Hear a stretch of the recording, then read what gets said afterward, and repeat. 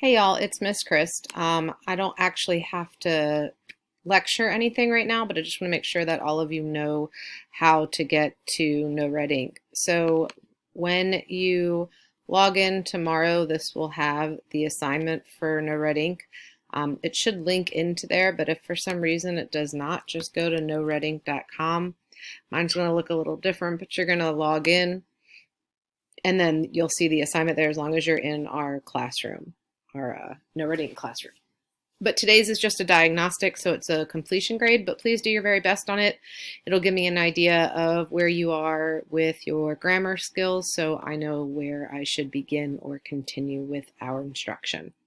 Once you finish that, just make sure you do the attendance form. Don't forget that that's located in the Google Classroom and also on my teacher homepage. As soon as you turn that in, please make sure it's done by 3 p.m. and that will be your assignment for today. Tomorrow you are going to complete a Common Lit, and I will post that assignment this evening. If you have any questions, please don't hesitate to reach out. I'm always here to support you.